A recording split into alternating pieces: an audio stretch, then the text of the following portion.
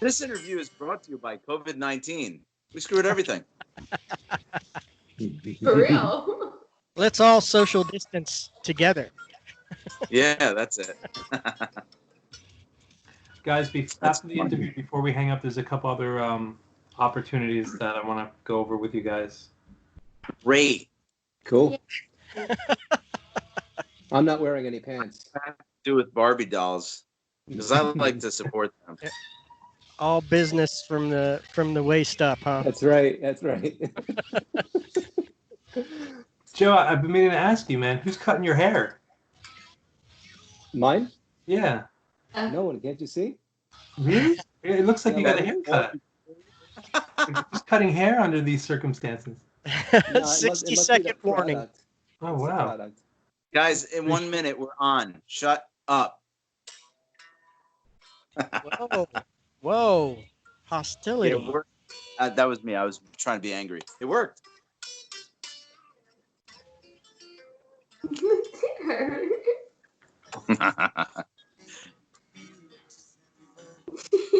And 30-second warning. tick, tock, tick. No, this is Skype. TikTok, something else. Oh, right. It's funny because Skype is so antiquated. It's like literally like 15 years old, maybe more. Yeah, 15 years before Windows bought it. Yeah, you're right. Here we go. Yeah, we got to move on to Teams. Guys, how's my hair? Here we go. Perfect. Rock on the Rise. It is the show. Good morning, good afternoon, good evening, depending on where you're tuned in from. A little Dream on Dreamer closing that one out. Brand new stuff from them. Asking Alexandria and Solence kicked it off. As promised, I have Reality Suite hanging out with me. Guys, thank you for taking the time out of your busy schedule. You know, if you've been watching our plays, that we are fans. And congratulations on the new album and welcome. Well, thank you so much. Thanks very much. Thanks for having us. Yes. Yeah, man. So we're fans, but for those that may not know about you guys, why don't you guys let us know how you came together as a band and how you guys decided on the name? I know intellectual properties are one of the most difficult things to come up with. How did that work for you guys? I know I read something on your Facebook page that said you're a bit of a super group, so we'd like to hear that story too. Well, we're Marvel comic fans, so that's why we're a super group. Okay. That makes total sense. Well, long story short, Antonio and I met in grammar school. We met Joey in high school, and we played for a while as a band, and then we wound up going our separate ways for several years. We were in several different bands that were, quote unquote, up and coming, and things were going on. One thing led to another. Those bands didn't actually go over the top. So individually, we all kind of took time off, kind of put our instruments down for a little bit. And we wound up getting back together several years later just for the fun of it. And then it kind of turned into this. And then Joey was about to say That the name came from basically Brian and I were talking on the phone one day, and he had the word reality under his hat for quite some time. And I was working in an office at that time, so I was walking the hallways, and I just saw Suite 201, Suite 202, and that's pretty much in a nutshell how we put Reality Suite together. Oh, that's pretty cool. It sounds like it sounds like a place in the Matrix that you guys all met up or something, and that's the reality. So let's talk about influences. I know you guys have, like you said, you've played in other bands, and you obviously have a very good fusion going as a band. Let's start with Miss Kimmy. When did you want to? When did you know that hey, I want to sing and I want to sing rock? Well, I found out that I knew I wanted to sing since I was like 4 years old. So like I knew that, but I started growing an interest for rock I mean, growing up, my dad would always like blast rock music and stuff, and then like I started getting into it really in high school, and then my friend had a band, and then like I was like, hey, I want to start my own band, so then I started doing like searches for auditions, and I started auditioning, and then I was in like 2 bands before I found Reality Suites, and right. Here we are. Yeah. And All here right. we are. So, guys, let's talk about influences for you. I know, Joe, your guitars. Was the axe your first thing, or were you a songbird and then decided to pick up guitar? Well, I mean, I've been listening to Kiss since I was 5, Ah, 6 years old, and so that just turned me on to just playing guitar. That's what I love since I started playing since I was 10. And Van Halen right around that same time, Michael Jackson. That's where I heard Van Halen for the first time in the solo of Beat It. yeah, right. And it just kind of took off from there. Influences from like Zeppelin and Rat back in the day, all the 80s rock. So Yep, I know. Joe, I Joe lived through that. Satriani. Yep, Yeah, yep. yeah. I remember I went and saw Whitesnake, and their lead guitarist had broken his wrist, so Steve Vai was touring with them. That was a pretty good show. So yeah, I know Yeah, all the nice. 80s Wow, stuff. I didn't know that. That's Yeah, pretty cool. yeah. So how about you, Brian? When was it the Skins? Was it always the Skins? It was. I was 5 when I was exposed to Kiss, just like Joe. And I don't know what it was. Maybe it was because Peter Criss had the cat makeup and my family had cats. That's the only, that's the only way I can rationalize why I chose the drums. But I can literally remember the biggest cliche, hitting all the pans with, the soup spoons and banging on garbage cans and boxes and everything that I can get my hands on. I was banging on until my parents got me a drum set at age 5. Then I broke the heads. They returned it to Toys R Us. Then I got my real first drum set. I don't know, Antonio, do you remember what was that? It was a CB700. Yeah, I guess I was in like the 6th grade maybe when I got my first real drum set. Yes. But Right. before that, I was actually, I had a drum set, it was returned, and I was banging on everything. I made my drum sets until then. And yeah, so Kiss, Rat, the Beatles, Mm, a yeah, lot of different stuff, like currently the Struts, some heavy stuff, but some pop stuff as well. right, right. Yeah.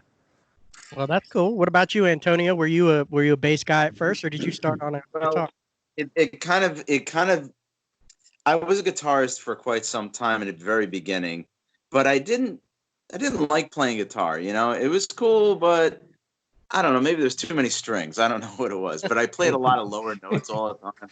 And when I was old enough to drive, and I saved up my money from working at a dishwashing place or something, as a dishwasher, I mean, the first thing I went to do is go to Sam Ash and buy myself a bass.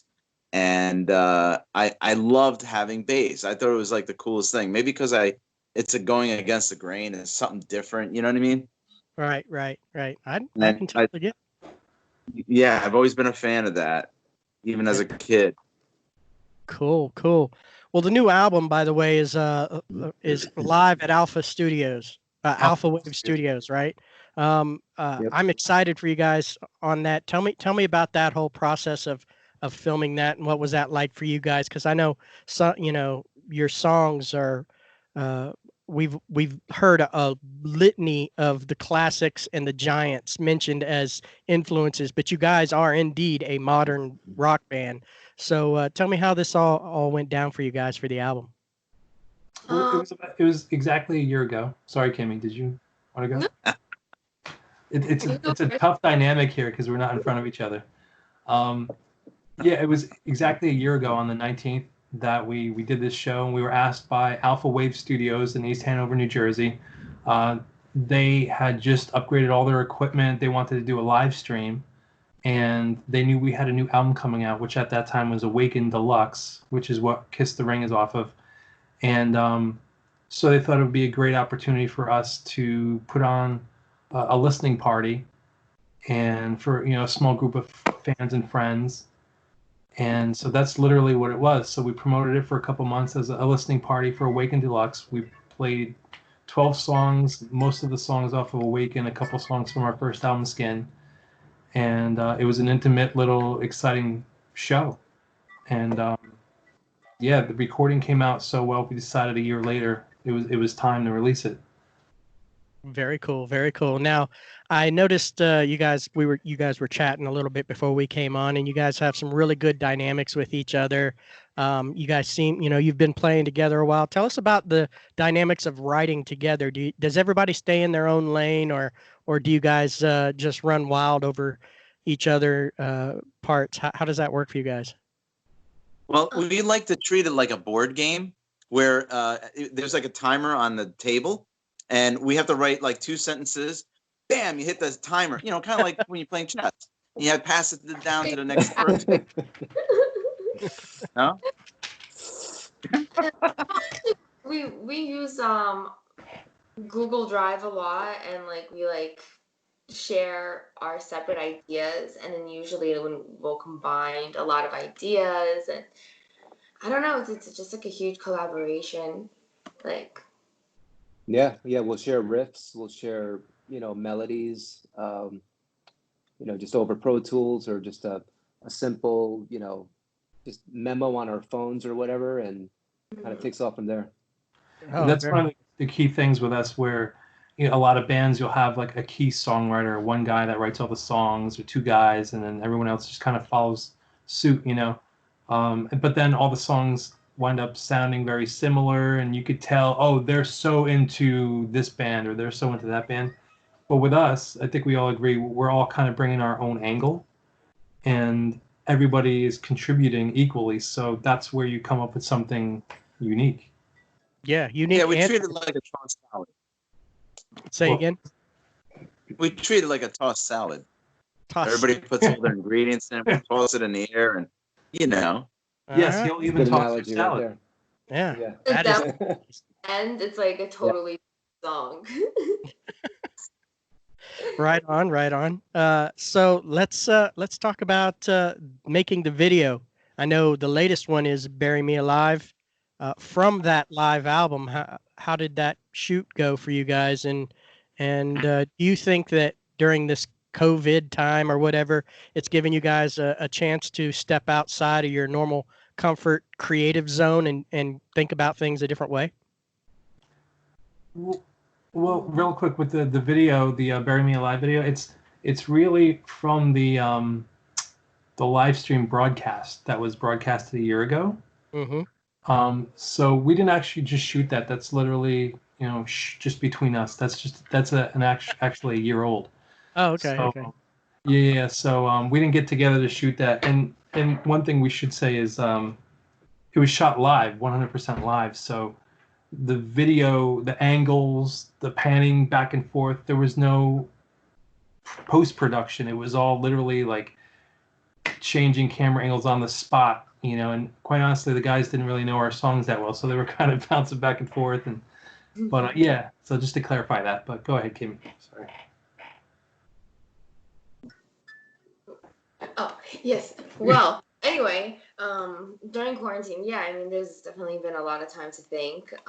Definitely even jotting down ideas for songs, more time to play the guitar and practice and all that stuff. And I'm super excited to see what the songs. We could probably have a whole album from this whole experience.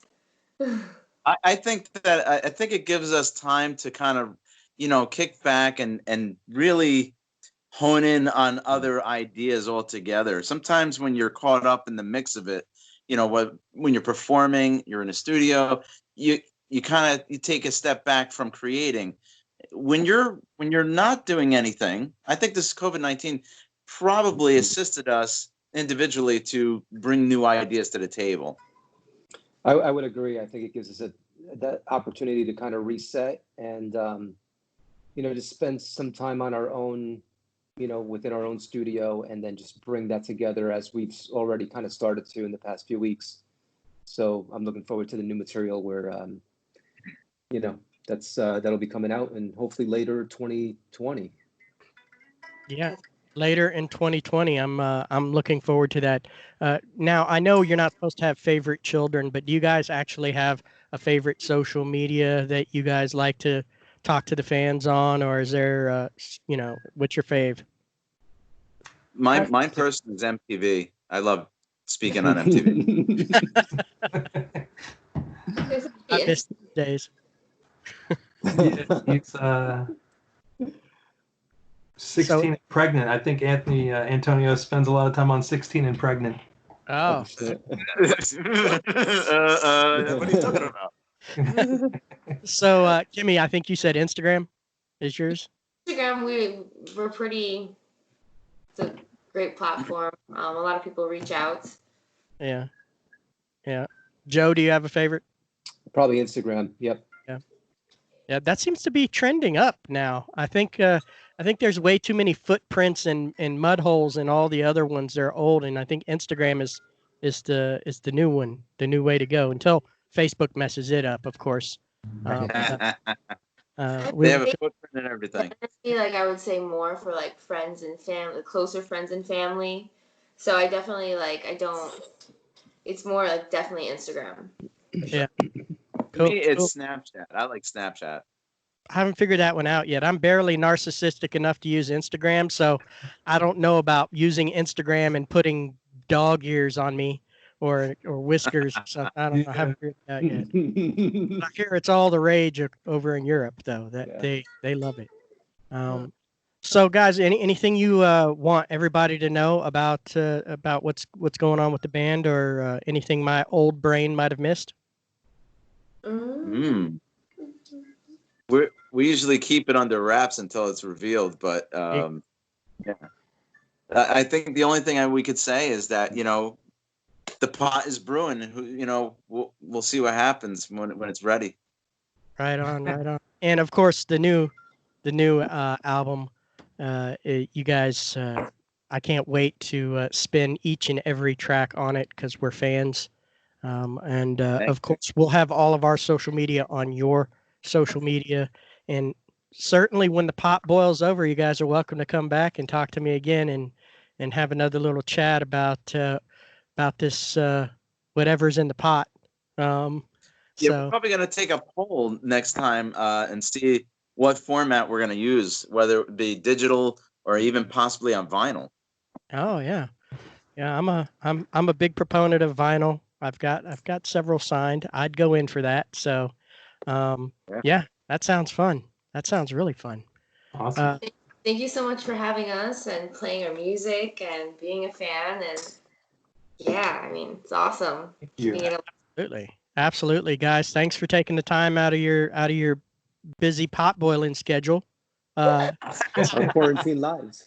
Yeah, the quarantine life to come hang out with me. And definitely we're going to be playing some of your music throughout tonight's show also for the latecomers. We get to make fun of everybody who misses the interview if they join us later in the show. So just take pride in knowing that I will do a very thorough job of that. And since we were just talking about it, we're going to kick this next block off with Bury Me Alive off the new album. You guys don't go anywhere. Much more of the show on the way. Happy Friday Eve. Don't forget tomorrow, #FuckOffFriday, Reality Suite. This is Bury Me Alive. Woo! Yeah.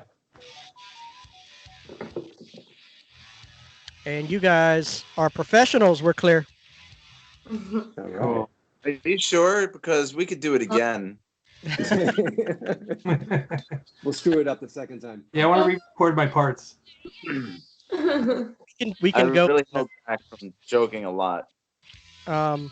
I think it was pretty amazing. I can't remember who was talking, but you guys were all making faces while that was fun. That was fun. Yeah, you can see all that. That's great. Yeah, I generally don't have my camera hooked up because I don't record video or anything, but I can actually see you guys, so that was kind of cool. Cool, cool. Good deal. Did you catch my wardrobe malfunction before? No, I heard something about gel day one or something Oh like. yeah, no, that was my hair. I don't even know if it's working or not. I don't know if I put way too much in there. Probably. Yeah, I'm all- you look a lot like you're from the band Loverboy. You can just use it to I have that potatoes right later. up there. Hold on. Oh shit. Turn me loose. Turn me loose. I don't know why, but I feel really high right now. Like my eyeballs are like squinting. I feel weird. Those are allergies, dude. Nah, I think I'm high. I really think I'm high. Did you have any Uh, I didn't brownies? think anything. You been eating some brownies? Yeah. I mean, not that I remember. Well, that's a shame. Yeah.